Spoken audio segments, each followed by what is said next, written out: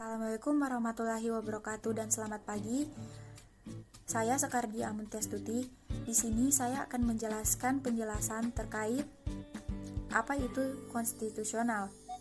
Istilah konstitusi berasal dari bahasa Perancis constituer yang berarti membentuk. Pemakaian istilah konstitusi yang dimaksudkan ialah pembentukan negara atau menyusun dan menyatakan suatu negara. Secara etimologis, antara kata konstitusi, konstitusional, dan konstitusionalisme, inti maknanya sama namun penerapannya berbeda. Konstitusi adalah segala ketentuan dan aturan mengenai ketatanegaraan atau undang-undang dasar dan sebagainya.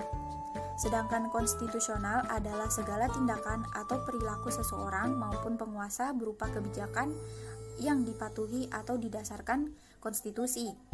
Berbeda dengan konstitusionalisme, yaitu suatu paham mengenai pembatasan kekuasaan dan jaminan hak-hak rakyat melalui konstitusi. Konstitusional dari akar kata konstitusi atau undang-undang dasar, dengan demikian merujuk pada semua langkah politik yang sesuai dengan aturan hukum yang berlaku di suatu negara. Karena undang-undang dasar adalah hukum tertinggi dalam suatu negara, maka suatu tindakan konstitusional adalah sama langkah yang sesuai hukum. Tetapi selanjutnya, karena konstitusi diuraikan dalam berbagai undang-undang dan lain peraturan perundang-undangan, maka sering pemerintah yang mempunyai kewenangan untuk membuat undang-undang bersama dengan parlemen, maka dalam beberapa situasi pelanggaran hukum bisa merupakan pelanggaran terhadap peraturan di bawah konstitusi, sehingga untuk menetapkan apakah suatu undang-undang tidak bertentangan dengan konstitusi, dibentuklah Mahkamah Konstitusi. Sekian dari saya. Wassalamualaikum warahmatullahi wabarakatuh.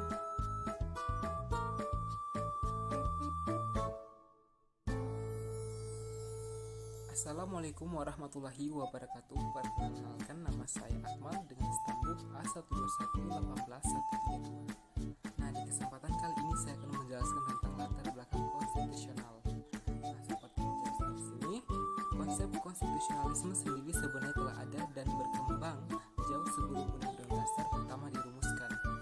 Ide pokok dari konstitusionalisme adalah bahwa pemerintah sebagai penyelenggara negara perlu dibatasi kekuasaannya, atau disebut dengan delimited states, agar tidak sewenang-wenang dalam memerintah. Konstitusionalisme menganggap bahwa suatu undang-undang dasar atau konstitusi adalah jaminan untuk melindungi rakyat dari perilaku semena-mena pemerintah. Dengan demikian, konstitusionalisme melahirkan suatu konsep lainnya yang disebut sebagai negara konstitusional atau the constitutional statesman way, di mana undang-undang dasar menjadi instrumen yang paling efektif dengan menjalankan konsep rule of law atau negara hukum.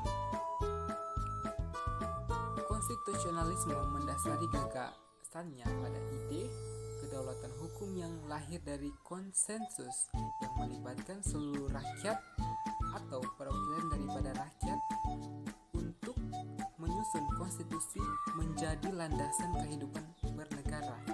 Konstitusionalisme juga menekankan pada aspek kedaulatan rakyat karena menurut cara pandang konstitusionalis, kekuasaan tertinggi ada pada rakyat dan negara harus bekerja untuk rakyat sesuai undang-undang yang telah diakui bersama. Nah, bisa kita tarik kesimpulan bahwa di konstitusional ini semuanya berpatokan kepada rakyat. Nah, mulai dari awalnya itu pemerintah harus dibatasi kekuasaannya. Nah, terus muncullah suatu negara konstitusional. Nah, dari negara konstitusional dipilihlah oleh perwakilan rakyatnya. Perwakilan rakyat bertugas sebagai menyusun konstitusi atau undang-undang yang dimana undang-undang tersebut untuk rakyat atau melindungi hak-hak rakyat. Nah, di sini juga dijelaskan bahwa konstitusional ini pemerintah itu bekerja untuk rakyat.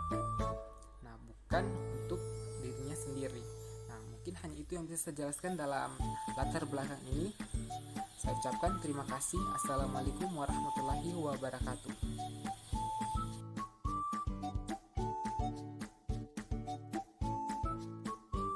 Assalamualaikum warahmatullahi wabarakatuh.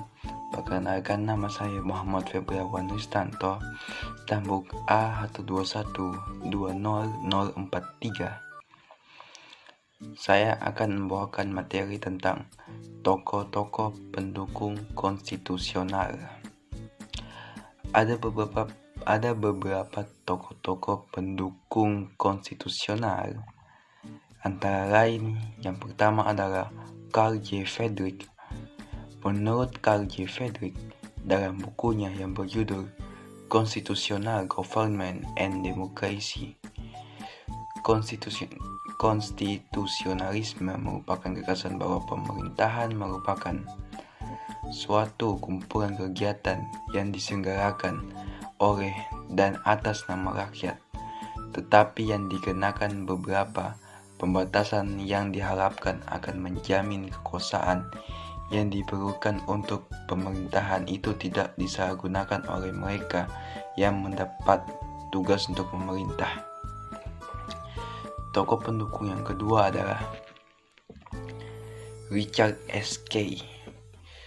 Menurut Richard S. Key, konstitusionalisme adalah pelaksanaan aturan-aturan hukum dalam hubungan individu dengan pemerintah. Konstitusionalisme menghadirkan situasi yang dapat memupuk rasa aman karena adanya pembatasan terhadap wewenang pemerintah yang telah ditentukan lebih dahulu. Tokoh ketiga ada Andrew Haywood.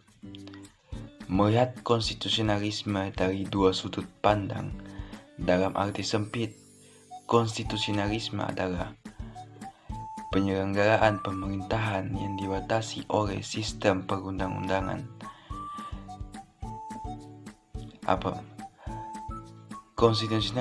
Konstitusionalisme ada apabila lembaga-lembaga pemerintahan dan proses politik dibatasi secara efektif oleh aturan-aturan konstitusi.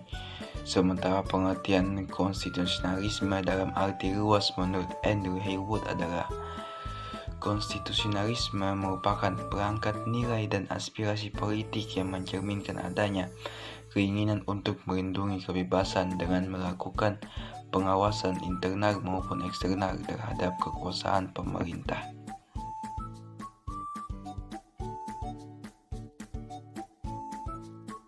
Assalamualaikum warahmatullahi wabarakatuh. Nama saya Dinda Nandita, nomor stambuk A121200011 akan membacakan sejarah konstitusional.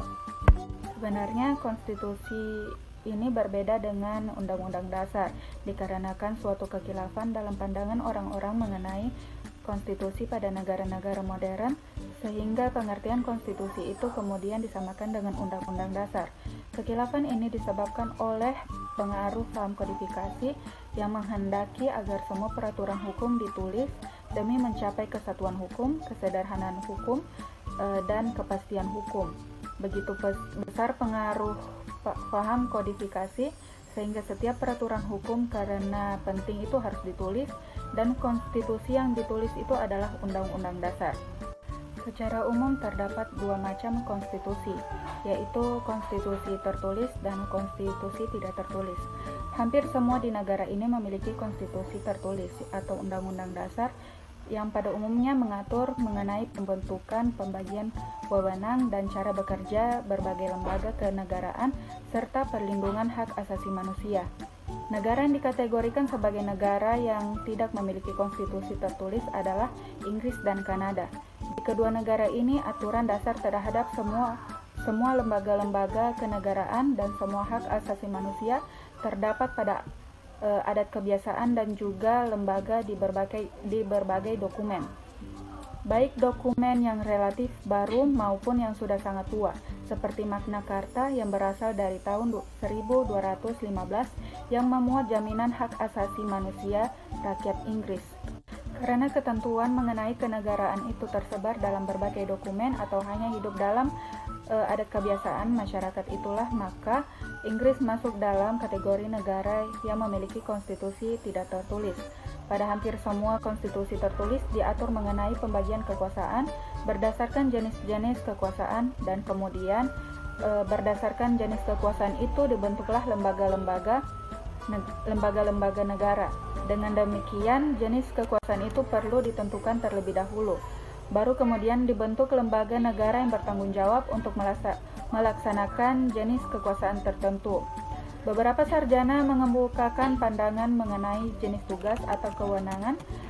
Kewenangan itu salah satu yang paling terkemuka adalah pandangan Montesquieu bahwa kekuasaan negara itu terbagi dalam 3 jenis kekuasaan yang harus dipisahkan secara ketat. Ketiga jenis kekuasaan itu adalah: 1. Kekuasaan membuat peraturan perundang-undangan atau legislatif. Yang kedua, kekuasaan melaksanakan peraturan perundangan atau eksekutif. Yang ketiga merupakan kekuasaan kehakiman atau yudikatif. Sekian pembacaan materi dari saya ucapkan wabillahi taufiq wal hidayah. Wassalamualaikum warahmatullahi wabarakatuh dan terima kasih.